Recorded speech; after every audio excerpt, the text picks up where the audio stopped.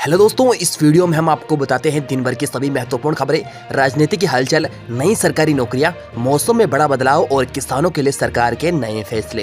ये वीडियो आपके दिन की हर जरूरी जानकारी सिर्फ 5 मिनट में पहुंच जाएगा। चलिए पहली खबर की ओर बढ़ते हैं। दोस्तों, आज किसानों के लिए सबसे स्फूर्तिदायक पल सामने आया है। पीएम किसान योजना की 21वीं किस्त जारी कर दी गई है, जिसके तहत देश भर के करीब 9 करोड़ किसानों के खाते में 2000 की धनराशि सीधे पहुँच चुकी है। कोयम्बटूर में आयोजित इस कार्यक्रम में प्रधानमंत्री ने साफ कहा कि किसानों की आर्थिक रीढ़ मजबूत करना सरकार की प्राथमिक जिम्मेदारी है। ये किस्त सिर्फ पैसा नहीं बल्कि खेती में आने वाले सीजन को थोड़ा आसान करने वाला एक भरोसा है। अगर आपके खाते में अभी राशि नहीं आई तो पेमेंट स्टेटस जरूर चेक कर लें, क्योंकि आज का दिन पूरे कृषि समुदाय के लिए बड़ा महत्वपूर्ण है। चलिए दोस्तों, किसानों के लिए दूसरी बड़ी सूचना। सरकार ने एक अहम अपील की है। जिन किसानों ने पीएम किसान की ई-केवाईसी पूरी नहीं की है, उनके भुगतान में रुकावट आ सकती है। कृषि मंत्रालय ने स्पष्ट किया है कि स्कीम में पारदर्शिता बढ़ाने और फर्जी लाभार्थियों को बाहर निकालने के लिए ये प्रक्रिया अनिवार्य है। इसलिए यदि आपने अभी तक ई-केवाईसी नहीं करवाई है तो नजदीकी सीएससी केंद्र या ऑनलाइन पोर्टल पर तुरंत पूरा कर लें। याद रखें, किस्त पाने के लिए दस्तावेज सही होना अब जरूरी नियम बन चुका है। देर करेंगे तो अगली किस्त अटक सकती है। चलिए तीसरी खबर की ओर बढ़ते हैं। बिहार की राजनीति में आज बड़ा भूचाल देखने को मिला है। मुख्यमंत्री नीतीश कुमार ने राज्यपाल को अपना इस्तीफा सौंप दिया, लेकिन कहानी यही खत्म नहीं होती। कल वे 10वीं बार मुख्यमंत्री पद की शपथ लेने जा रहे हैं। एनडीए के समर्थन से सत्ता का यह नया समीकरण आने वाले महीनों में बिहार की राजनीति का बिल्कुल अलग नक्शा खींच सकता है। एक्सपर्ट्स का कहना है कि नीतीश का यह कदम 2025 और 2026 की राजनीति में नई दिशा तय करेगा। जनता की नजरें अब सिर्फ इस बात पर टिकी है कि नई सरकार किन बड़े फैसलों के साथ शुरुआत करती है। चलिए अगली खबर की ओर बढ़ते हैं। कोयम्बटूर से एक और बड़ी खबर। प्रधानमंत्री ने कल नेचुरल फार्मिंग समिट का शुभारंभ कर दिया है। इस सम्मेलन में देश भर के एक्सपर्ट्स जैविक खेती, रसायन मुक्त उत्पाद और मिट्टी के पुनर्जीवन पर अपने विचार साझा करेंगे। सरकार का लक्ष्य है कि आने वाले वर्षों में भारत केमिकल फ्री एग्रीकल्चर के नए चरण में कदम रखे। किसानों के लिए बदलाव न सिर्फ उत्पादन बढ़ाने का मौका है, बल्कि खेती की लागत घटाने का भी सुनहरा रास्ता प्रदान करता है। आने वाले दिनों में प्राकृतिक खेती को लेकर कई नई योजनाएं सामने आ सकती है। चलिए दोस्तों, मौसम विभाग ने आज का बड़ा अपडेट जारी कर दिया है। जी हां, दक्षिण भारत यानी तमिलनाडु, आंध्र प्रदेश और केरल में तेज बारिश और गरज चमक का अलर्ट जारी किया है। दूसरी ओर उत्तर भारत के राज्यों जैसे दिल्ली, यूपी और बिहार में ठंड का पहला बड़ा झोंका महसूस हुआ है। विजिबिलिटी कम हो सकती है, इसलिए यात्रियों को खास सावधानी बरतने की सलाह दी गई है। आईएमडी का अनुमान है कि अगले 48 घंटे मौसम में तेज बदलाव देखने को मिलेगा,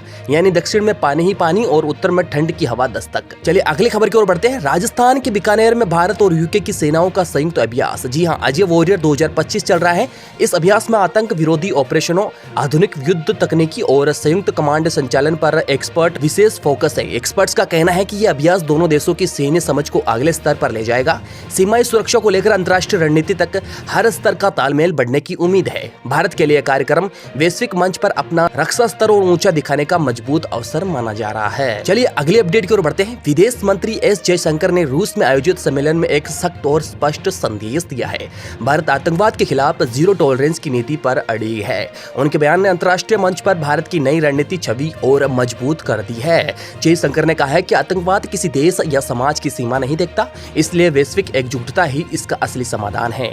भारत ने साफ कर दिया है कि सुरक्षा, अर्थव्यवस्था और कूटनीति तीनों मोर्चों पर देश अब कहीं पीछे हटने वाला नहीं है। चलिए दोस्तों, आंध्र प्रदेश के किसानों को बड़ी राहत मिली है। जी हाँ दोस्तों, आज आंध्र प्रदेश के किसानों के लिए खुशी से भरा दिन रहा। सरकार ने अन्नदाता सुखीभावा योजना की दूसरी किस्त जारी करने का ऐलान कर दिया है। इस बार करीब 46 लाख से ज्यादा किसानों के खाते में 7000 की संयुक्त सहायता पहुंची जाएगी।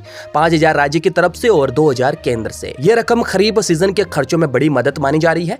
कृषि एक्सपर्ट्स का कहना है कि यह योजना किसानों की नकदी जरूरत पूरी करने में गारंटी जैसा काम करती है। अगर आपने अभी तक बैंक स्टेटस चेक नहीं किया है, आज जरूर चेक करिए, आपकी किस्मत भी खुल सकती है। चलिए एक और अपडेट की ओर बात करते हैं। खेती की दुनिया से बड़ी खबर आ रही है। जी इस बार देश में गेहूं की बुआई रिकॉर्ड स्तर पर पहुंचने जा रही है।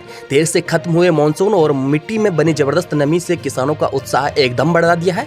कई राज्यों में किसान सामान्य से पहले ही गेहूं की तैयारी शुरू कर चुके हैं, जिससे उत्पादन का अनुमान भी उछल रहा है। मार्केट एक्सपर्ट्स का कहना है कि इसका असर देश के आटे, दालान और फूड सप्लाई चेन पर भी पड़ सकता है। कुल मिलाकर रबी सीजन इस बार किसानों के लिए उम्मीद का मौसम बनने वाला है। चलिए आखिरी खबर की ओर बढ़ते हैं। उत्तर प्रदेश से आज खेती के भविष्य को बदलने वाली खबर आई है। राज्य सरकार 4000 करोड़ रुपए की एक विशाल डिजिटल एग्रीकल्चर पॉलिसी लागू लागू करने की तैयारी में है। ये योजना 28 जिलों में शुरू होगी, जहां किसानों को बीज, मौसम, फसल और बाजार की जानकारी बिल्कुल रियल टाइम में मिलेगी। सरकार का दावा है कि डिजिटल प्लेटफॉर्म के बाद किसानों की उपज, आय और मार्केट कनेक्ट तीनों कई गुना बढ़ेंगे। इस खेती 2.0 का नया युग कहा जा रहा है, जहां मोबाइल ही किसान की असली ताकत बनेगा। दोस्तों, ऐसे ही खबरों को सुनने के लिए हमारे चैनल के साथ जुड़े रहें और चैनल को सब्सक्राइब करना ना भूलें।